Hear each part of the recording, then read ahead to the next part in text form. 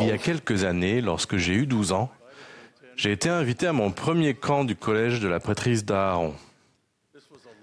C'était une invitation que j'attendais depuis longtemps, car mon père était dirigeant de collège et il allait souvent camper avec les garçons de la paroisse tandis que je restais à la maison. Quand le jour du départ est arrivé, j'étais plein d'enthousiasme et je dois admettre que je voulais à tout prix m'intégrer au groupe de garçons plus âgés. J'étais déterminé à faire mes preuves. Pour ce faire, on m'a rapidement testé pour voir si j'allais jouer le jeu et faire partie du groupe. J'avais reçu la tâche d'obtenir les clés de la voiture de mon père afin de faire une farce aux dirigeants. Je ne me souviens pas exactement de ce que j'ai dit à mon père pour le convaincre, mais une fois les clés en main, j'ai vite couru vers le groupe de garçons, fier de mon exploit. Ensuite est venue la deuxième tâche. Je devais ouvrir la portière de la voiture et coincer un bâton entre le dossier du siège du conducteur et le klaxon de la voiture. Il fallait ensuite que je verrouille la portière pour que le klaxon retentisse sans aucun moyen d'ouvrir la portière de la voiture pour en retirer le dispositif improvisé. C'est là que l'histoire devient extrêmement embarrassante pour moi. Après avoir mis le bâton en place, j'ai verrouillé la portière et j'ai couru aussi vite que j'ai pu pour me cacher dans des buissons à proximité. Lorsque je me suis accroupi sur le sol, j'ai ressenti une vive douleur. Dans l'obscurité et dans ma précipitation, je m'étais assis sur un figuier de barbarie. Mes cris de douleur étaient couverts par le klaxon assourdissant et je n'avais d'autre recours que de retourner tout doucement à la voiture en boitant, de confesser mes péchés et de demander avec embarras des soins médicaux rudimentaires. J'ai passé le reste de la soirée dans une tente allongée sur le ventre, pendant que mon père enlevait avec une pince les épines de cactus de mon... Bref, je n'ai pas pu m'asseoir confortablement pendant plusieurs jours par la suite. J'ai souvent réfléchi à cette expérience. Je peux aujourd'hui rire de mes bêtises de jeunesse tout en considérant des principes sous-jacents qui me sont devenus clairs. De nombreux modèles de comportements humains semblent caractériser l'homme naturel. Le désir de s'intégrer, le désir de faire ses preuves, la peur de rater quelque chose et le besoin impérieux de se cacher pour éviter les conséquences de nos actes. Aujourd'hui, c'est sur ce dernier comportement que je vais me concentrer, le fait de se cacher après avoir fait quelque chose que nous n'aurions pas dû. Je ne suis pas en train d'assimiler ma plaisanterie puérile à un péché grave, mais il est possible d'en tirer quelques leçons utiles alors que nous sommes mis à l'épreuve dans la condition mortelle. Dans le jardin d'Éden, Adam et Ève vivaient dans des circonstances idylliques. Une abondance de nourriture, la beauté incomparable d'un jardin, non seulement un jardin magnifique, mais un jardin sans mauvaises herbes ni figuiers de barbarie. Cependant, nous savons aussi que la vie dans ce jardin limitait leur progression. Cet endroit n'était pas la destination finale, mais une épreuve, la première d'une longue série, destinée à les éprouver, les préparer et leur permettre de progresser vers leur destination finale, à savoir retourner en présence du Père et du Fils. Souvenez-vous qu'il y avait de l'opposition dans le jardin. Il fut permis à Lucifer de tenter Adam et Ève. Il tenta d'abord Adam de manger du fruit de l'arbre de la connaissance du bien et du mal. Adam résista car il se souvenait du commandement de ne pas en prendre. Puis vint la merveilleuse Ève, qui choisit de manger du fruit et persuada Adam d'en faire de même. Plus tard, Adam et Ève déclarèrent que cette décision était nécessaire pour accomplir le plan de notre Père céleste. Cependant, en mangeant du fruit, ils avaient transgressé la loi. Une loi qui leur avait été donnée directement par le Père. Avec cette soudaine et accablante compréhension du bien et du mal, ils durent éprouver un sentiment d'angoisse en entendant la voix du Père annoncer son retour dans le jardin. Ils se rendirent compte qu'ils étaient nus, car en effet ils ne portaient pas de vêtements, ayant vécu dans un état d'innocence. Mais chose peut-être plus douloureuse encore que leur nudité en cet instant, leur transgression allait être exposée. Ils étaient sans défense et vulnérables. Ils étaient nus dans tous les sens du terme. En opportuniste invétéré, Lucifer, qui connaissait leur état vulnérable et affaibli, les tenta de nouveau, cette fois de se cacher de Dieu.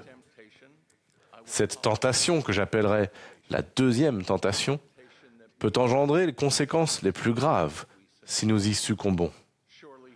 Certes, il vaut mieux éviter la première tentation d'enfreindre la loi de Dieu, mais nous savons que tous succomberont à diverses premières tentations ici-bas.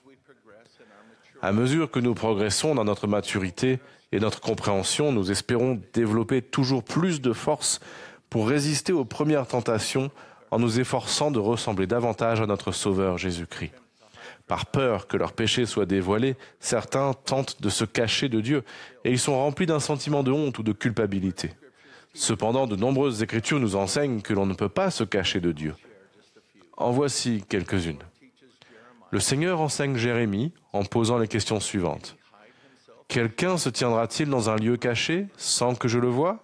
dit l'Éternel. « N'est-ce pas moi qui remplis les cieux et la terre ?»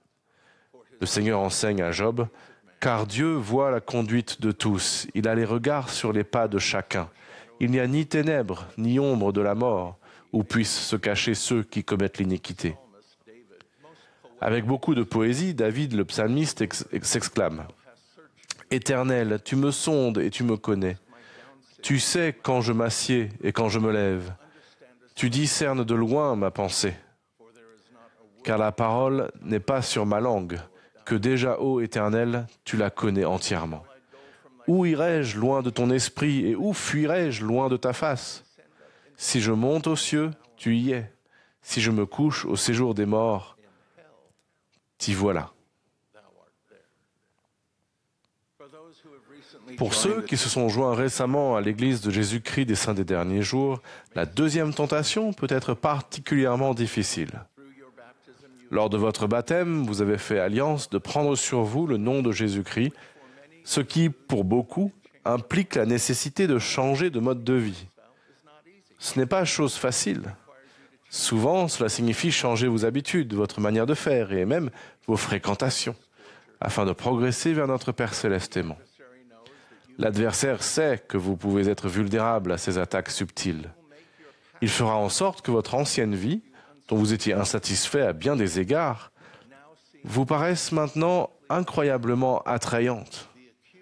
L'accusateur, comme on l'appelle dans le livre de l'Apocalypse, vous tentera avec des pensées comme celle-ci. Tu n'es pas assez fort pour changer de vie. Tu ne peux pas faire ça. Tu n'as pas ta place ici. Ils ne t'accepteront jamais. Tu es trop faible. Si ces pensées vous sont familières, à vous qui venez de vous lancer sur le chemin des alliances, nous vous supplions de ne pas écouter la voix de l'accusateur. Nous vous aimons. Vous pouvez le faire. Nous vous acceptons. Et avec le Christ, vous aurez la force de tout faire. Au moment même où vous avez le plus besoin de notre amour et de notre soutien, ne vous laissez pas tromper en pensant que nous vous rejetterons si vous faites un pas en arrière vers votre ancien mode de vie. Grâce au pouvoir de l'expiation de Jésus-Christ, vous pouvez à nouveau être purs.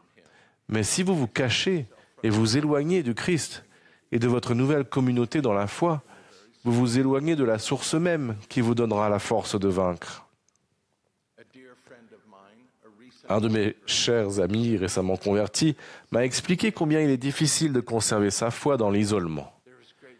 Il y a une grande force à rejoindre et à rester membre d'une communauté solidaire, une communauté dont tous les membres trébuchent, mais progressent sous la bénédiction de l'amour de Jésus-Christ. Le président Nelson a enseigné « Vaincre le monde n'est pas un événement qui se produit en 1 ou 2 jours. Cela se produit au cours de notre vie entière, tandis que nous adoptons continuellement la doctrine du Christ. Nous cultivons la foi en Jésus-Christ en nous repentant quotidiennement et en respectant les alliances qui nous dotent de pouvoir. Nous restons sur le chemin des alliances et recevons en bénédiction la force spirituelle, la révélation personnelle, une foi grandissante et le ministère d'ange. Si vous vous blessez physiquement, votre état se détériorera et pourra mettre votre vie en danger si vous ne consultez pas de médecin. C'est également vrai pour les blessures spirituelles. Seules les blessures spirituelles non soignées ont le pouvoir de menacer votre salut éternel. Ne vous cachez pas de ceux qui vous aimeront et vous soutiendront. Au contraire, courez vers eux. Votre évêque, votre président de branche et d'autres dirigeants vous aideront à accéder au pouvoir guérisseur de l'expiation de Jésus-Christ. Vous qui êtes peut-être en train de vous cacher, nous vous implorons de revenir. Vous avez besoin de ce que l'Évangile et l'expiation de Jésus-Christ ont à vous offrir, et nous avons besoin de vous. Dieu connaît vos péchés, vous ne pouvez pas vous cacher de lui.